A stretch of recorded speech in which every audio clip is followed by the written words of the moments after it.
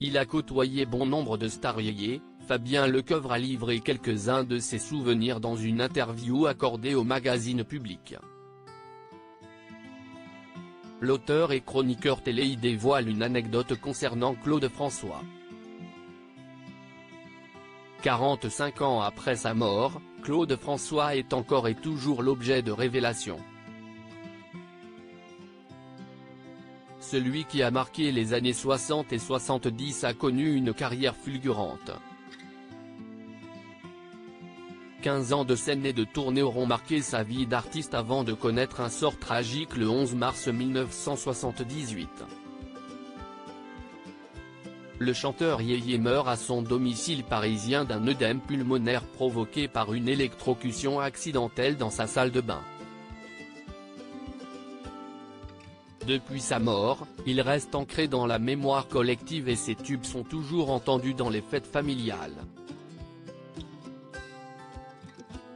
Belle, belle, belle, le lundi au soleil ou encore Alexandra résonne pour beaucoup de générations. Fabien Lecoeuvre a connu Claude François. Il a croisé sa route alors qu'il débutait sa carrière d'attaché de presse. Dans les colonnes de Public, il évoque son premier souvenir de carrière. Je l'avais croisé dans les coulisses d'une émission, je n'avais pas encore 18 ans, s'est souvenu celui qui est aujourd'hui devenu chroniqueur télé et radio, spécialiste de la chanson française.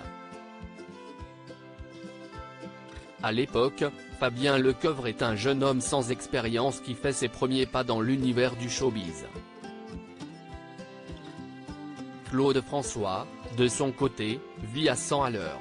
Il enchaîne les plateaux télé et les scènes. Ses fans se comptent par milliers et les ventes de ses disques explosent. Fabien Lecoeuvre ne va hésiter à lui poser une question personnelle. Je lui ai posé cette question naïve, pourquoi hors de la scène, vous mettez toujours des Ray-Ban ? Lui a-t-il demandé, faisant référence à ses lunettes.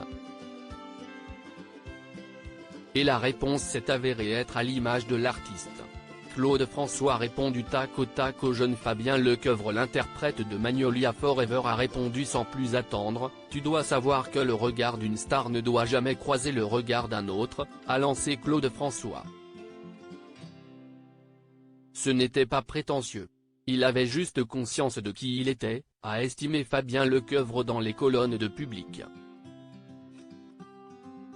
L'attaché de presse finira par gérer l'image de Claude François, même après sa mort.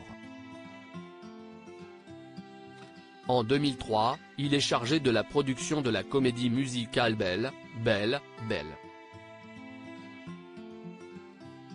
En 2012, il sera conseiller littéraire et biographique du film Clo-Clo.